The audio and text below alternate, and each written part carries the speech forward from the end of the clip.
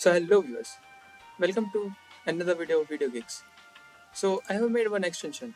You can see this is the image of that extension, and when I click on this button, it will basically take the information from the web page and display it on the pop-up. So in this video we'll see at how you can make this video, and we'll unravel lots of things about the Chrome extensions. So without wasting much time, let's get started.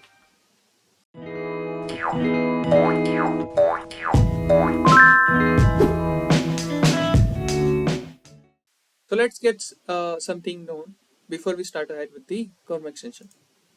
So if I can give you a brief overview, so we'll create an app that will not app basically a web extension that will read the content from the web page and display it in the extension pop-up. And basic prerequisites is like you need to be aware about async and await. So that we'll see in the section 1. So before we start with the Chrome extension, it is very what you can say important to know about async and await.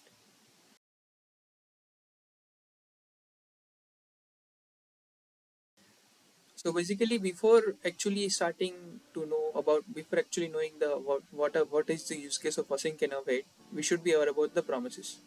So promise is basically nothing but a piece of code, right? And a promise, as the name suggests, it will promise you a result. So this is the basic syntax to write the promise, and it's a basically object in the JavaScript that links the producing code and consuming code. And the producing code is like a code which can take time to execute and to produce the result. And how it works is like when producing code obtains the result, it should call to either two of the callbacks, and which are like success or a failure. So that's how promise is useful. And what it returns is like there are two things: states and result. So state they goes like this. So whenever the state is pending, which means the promise is still in executing mode, there will be no result. That's why the result is undefined. Whenever the state is fulfilled, that means the execution of promise is like ended, and it has some result. So the result will be final result, either success or failure. And the state is like rejected, which means if the promise got failed and have some error, so basically result will be the error that occurred while the execution of the promise. So that's how basically the promise works. And there are these two keywords, async and await, which is like helpful to us in to write and execute the promises. And how it is like the async makes a function return a promise, and await makes a function wait for a promise. So these are two useful cases of the async and await. So await basically pauses the execution of the code until we don't have the result of the promise. That's how await keyword is useful. And await keyword basically it's only useful inside the asynchronous function. So async function, inside the async function, we can use this await keyword. And the await, like the what you can say effect of the await keyword, that is always inside the asynchronous function. And these are two basically keywords only. And this is basically the what you can say code of the await and async. And these are two similar what you can say equivalent codes. So that's the basic thing about async, await, and promises. So if I can give you an examples, so the examples are like, if you have known about the alert function in the Chrome, so basically which pop up some error message. So you must be aware about the confirm function. So the confirm function is like you have two options, either okay or cancel. So these kind of dialog box appears when you use confirm function rather than alert function. So this is the kind of a function which is using the promises and the results. So basically when you open this dialog box, there will be a promise, and you click on OK, the result will be success, and when you click on cancel, the result will be failure. So this is the very base case or very basic use case of promises and await and async. So let's quickly, I will give an example of async and await. Okay, so this is the example of promise in JS. So see, when we enter some value, let's say 12, So result will be even group is the best, and let's say we have some odd values, so it will be odds are evil, I didn't tell you. So this is a basic example of promise. So you will not feel like we are using actually the promise here, but when we look into the code, so see, we have these things, right? The result where we will show the result, the input field where we are taking the input, and there is this button. So we have some function which is returning the promise, and there are two things that we can pass into it: resolve and reject. So basically, when the function is resolved and when it is rejected. So there is x, the value we are getting from the input, right? So this is the input value that we are giving, and if it is even number, we are passing resolve, and the message inside that resolve function is even group is the best, right? And if it is odd number, so we are calling reject function, and we are passing this message. And now what happens when you click on the button? So that is this function.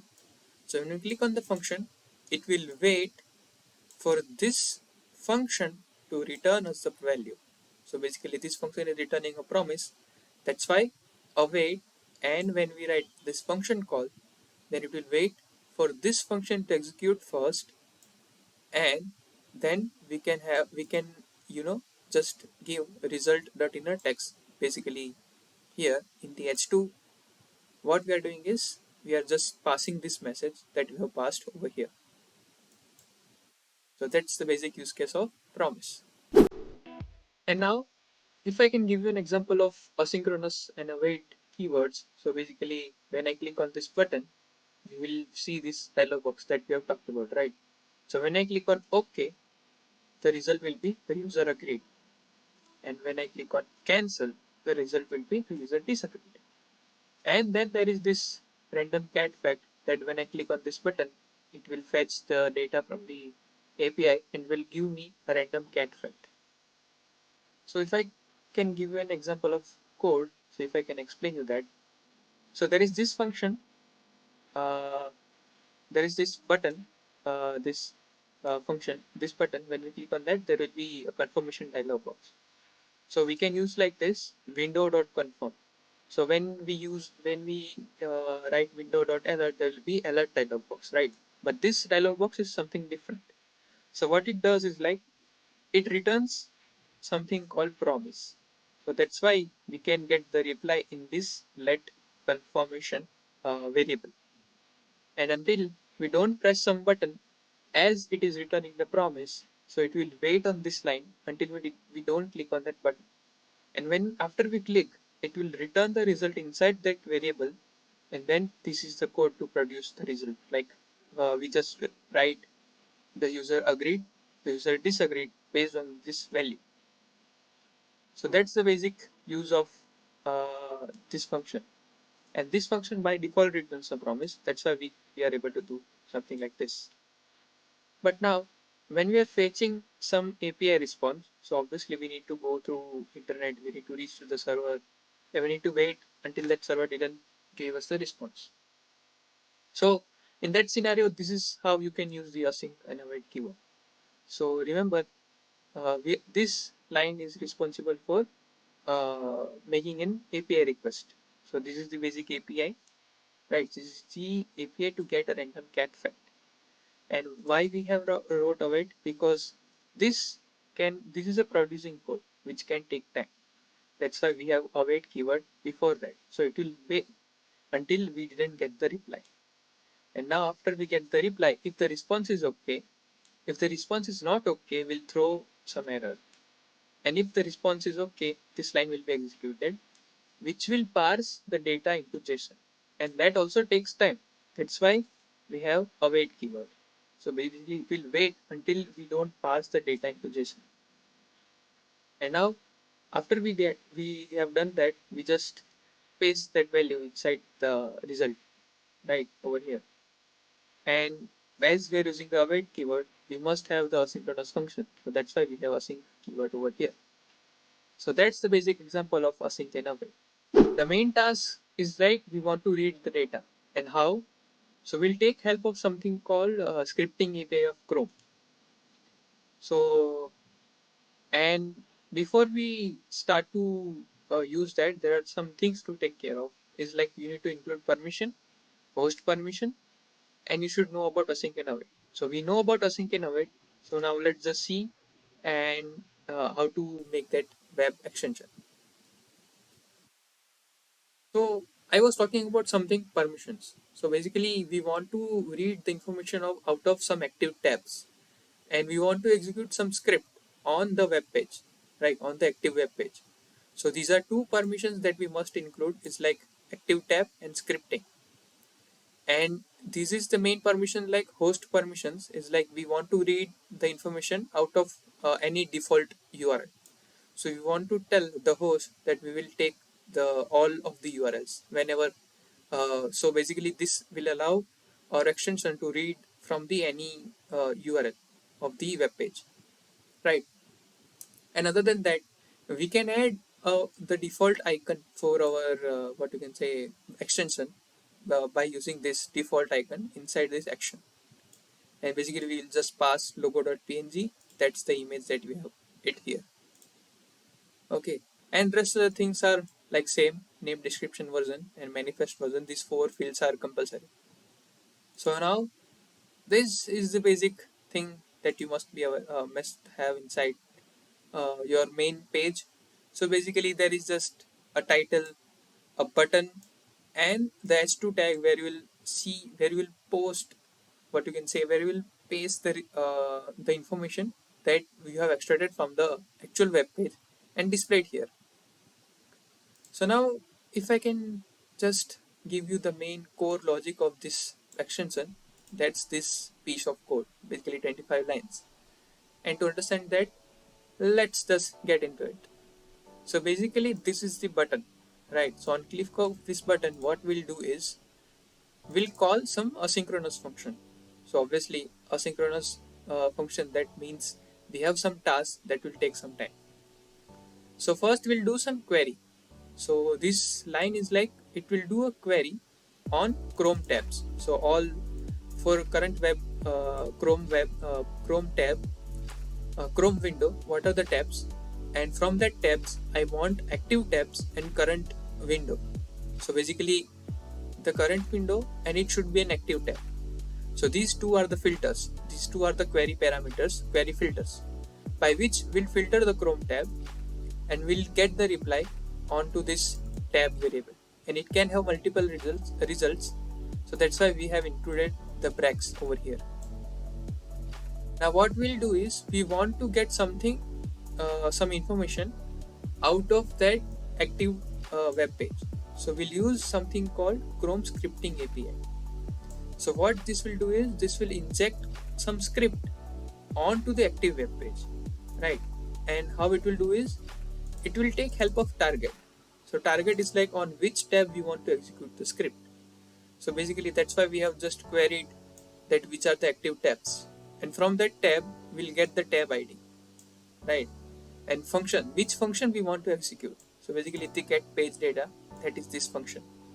And what this function will do is this function will go on web page and it will see that is there any div or is there any element with the ID counts. You can put any ID over here, you can put any class over here, right? It is not mandatory that you put some counts only, and it will get the data out of that what you can say the element, and it will store it inside this data, and it will return that data which it has from the web page. So this function will execute this piece of code. So this Chrome scripting API will inject this function, this script. So basically you can execute any function that you want, but for the just example I am just reading the data from the web that web page. And what it will do is it will give the result over here. And what we are doing with the result is, if the result contains some value, so we'll basically print the result in this report, in the result h2 element that we have it here. And if you don't have any result, then we'll pass we don't found any data. So that's the basic explanation of this code. So now let's just see how you can use this app. Is like you just need to go under your manage extensions. You just need to load unpack and select the folder in which you have the all the files of your what you can say web extension, right? And you see extension loaded, and this is the status plus extension that we have just loaded. So now this is the sample website, and if I can inspect, so see this is the div counts, right? So from here we'll get the information. So now let's just open this extension, and if we just click on it get status, so it will give us the information from here, right? So that's how it works. And let's say we go and we search something, right? And we don't have the element with the count id, so what it will throw us? No data found. But what I can do is I can just click inspect.